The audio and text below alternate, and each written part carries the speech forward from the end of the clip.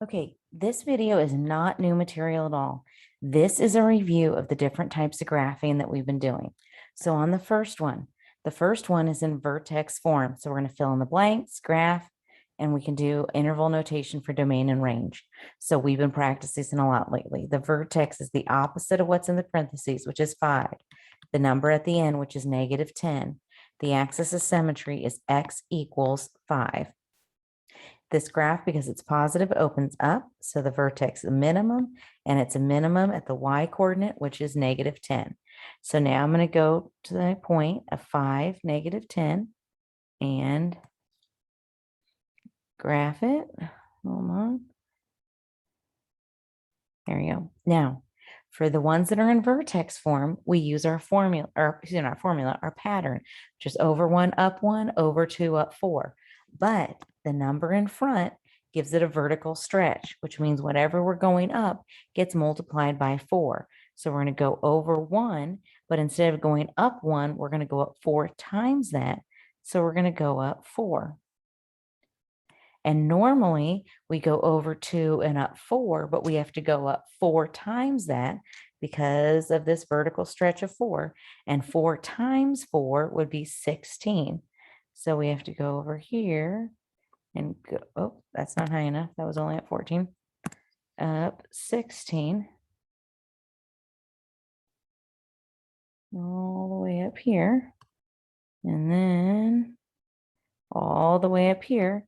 And our graph gets stretched out vertically, and it's a lot thinner. Okay, domain. On all of these, the domain is -infinity to infinity. The range, it started at -10. That point was included, so it's a bracket and it never stops going up. So it goes to infinity. Infinity always have parentheses. All right. So option 1 was it was in vertex form. You fill in the blanks and you use the pattern. Option 2 is it is in standard form and they want you to find the vertex and show the work. That's when you're going to do the opposite of b over 2a. All right, so let's see if we can figure this out. The opposite of b would be 6 over 2 times a, which is 1. So this 6 over 2, which is 3. So now I know my vertex is 3 something. To find the y, I have to take the 3 and plug it in. So I'm going to have 3 squared minus 6 times 3 plus 7. So this is 9 minus 18 plus 7. So I have -9 plus 7, which is -2. So my vertex is 3, -2. So I can find this point right here. That means that my graph is going to be symmetrical through that point. I don't require that you draw the axis of symmetry, but I think for a lot of you it would really help because you're making it symmetrical on the wrong point. Okay, the y-intercept is this number over here, which would be 0, 7. So here's my y-intercept. This y, now I know the left side of my graph, but it's symmetrical. And since this was 3 to the left, I need to make a point 3 to the right, and then I can graph the other side. And there is, oh, parentheses, my graph.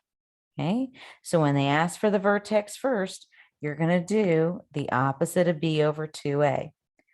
All right, the next option, they want to find the x-intercepts. That is not at all what I meant to do. I want to find the x-intercepts. And when they ask for the x-intercepts, they're asking you to factor. Okay, so because we need to plug in 0 for y. And so to solve that, well, you've got lots of options. You can take the square root, you can factor, you complete the square, you could even do the quadratic formula, but this would be the most efficient. We factored on all of these. So it's a binomial. You can take the square root of both, go straight to our 2 parentheses. One's a plus, one's a minus. We do not need an I because we are factoring a minus. So when I solve, I get x plus 3 equals 0 or x minus 3 equals 0. So x equals -3 or +3. So my x-intercepts are -3, 0 and +3, 0. So I'm going to plot those 2 points on the graph. For this one, I do not need to do the opposite of b over 2a to find the vertex because I know the x-coordinate of the vertex has to be smack dab in the middle of those 2 points when this case is 0. So now I'm going to plug in 0 for x and solve. So that's going to give me -9. So I get 0, -9. And then here is my graph. Okay, positive and negative intervals. We are going to write them as inequalities this time. So we can practice both interval notation and inequalities because that's important. Okay, so this section over here is above the x-axis and it's positive. Okay, and it starts at -3 and it's everything to the left. When we go left of -3, that's going to be smaller. So it's going to be all the numbers smaller than -3. When we write inequalities, we put the x on the left.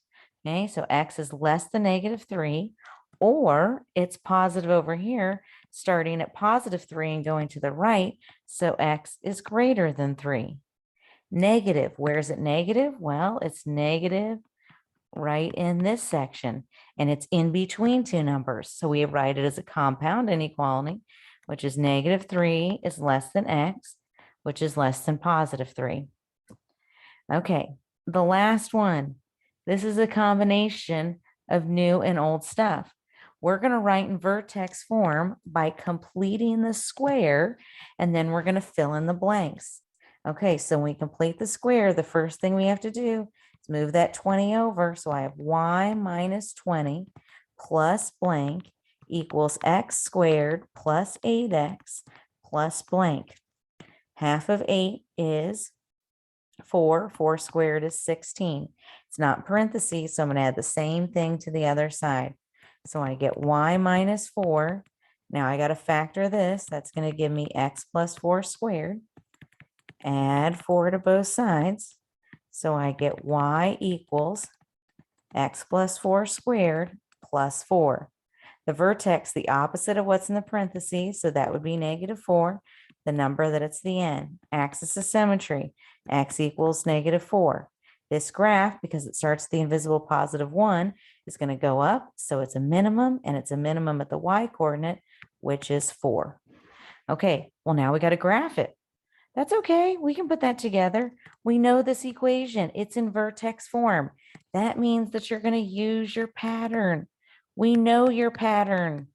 Okay, so start at -4, 4.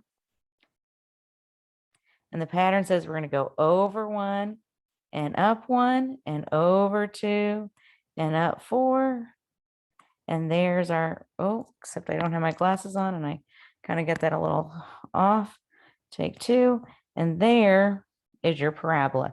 So combine what we started the chapter with and what we ended the chapter with all together in one problem. So you're going to need to be able to graph all 3 of these types on the test next week. So that's why we're practicing this week.